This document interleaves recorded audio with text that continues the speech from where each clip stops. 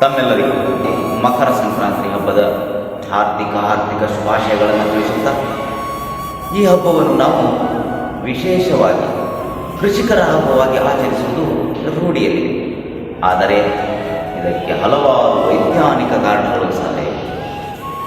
ಸೂರ್ಯನು ತನ್ನ ಪಥವನ್ನು ಬದಲಿಸಿ ಜನವರಿ 13 ಮಧ್ಯರಾತ್ರಿ 12:57 ಉತ್ತರಾಯಣ ಮಕರ ರಾಶಿಗೆ ಪ್ರವೇಶಿಸುತ್ತಾನೆ. ಅದಕ್ಕಾಗಿ ಜನವರಿ 14 ಪುಣ್ಯ ದಿನ ಎನ್ನುವರು.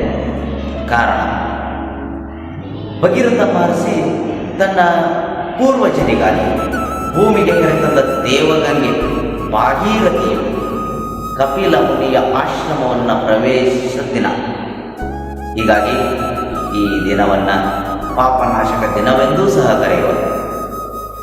ಶರಶೈಯಲ್ಲಿ ಮಲಗಿದ್ದ ಭೀಷ್ಮ ಪಿತಾಮಹನು ಸಹ ತನ್ನ ಪ್ರಾಣ ತ್ಯಾಗ ಮಾಡಲು ಕಾಯ್ದುಕೊಂಡಿರ್ತಕ್ಕಂತಹ ದಿನ ನಮಿ ಸಂಕ್ರಮಣ ದಿನ.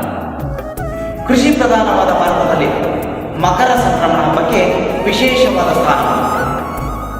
ನಾವು ಪ್ರತಿಯೊಂದು ಮನೆಗೂ ಹೋಗಿ ಎಳ್ಳು ಬೆಲ್ಲವನ್ನು ಹಂಚಿ ಅವರೆಲ್ಲರಿಗೂ ಕೊಟ್ಟು ಬರುತ್ತೇವೆ.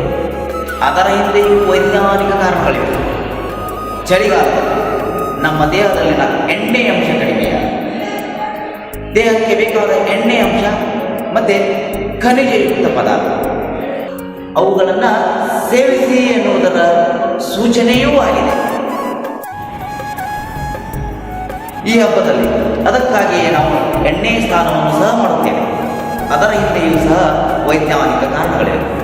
ಆದರೆ ನಾವು ಇಂದು ಇದೆಲ್ಲವನ್ನು ಬಿಟ್ಟು ಸೋಪು ಶಾಂಪೂಗಳ ಮೊರೆ ಹೋಗಿ ನಮ್ಮ ಚರ್ಮವನ್ನು ಮತ್ತು ನಮ್ಮ ಪರಿಸರವನ್ನು ಸಹ ಹಾಳು ಮಾಡುತ್ತಿದ್ದೇವೆ.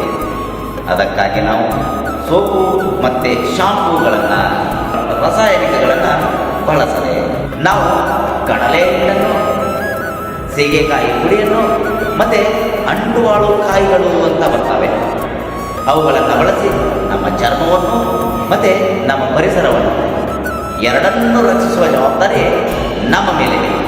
ಬನ್ನಿ, ಮಲಿನರಹಿತವಾದ ಪರಿಸರವನ್ನು ಕಟ್ಟಲು, ಮಲಿನರಹಿತವಾದ ಸಮಾಜವನ್ನು ಕಟ್ಟಲು ನಾವೆಲ್ಲರೂ ಈ ಮಕರ ಸಂಕ್ರಾಂತಿಯಂದೇ ಮುನ್ನಡೆಯೋಣ.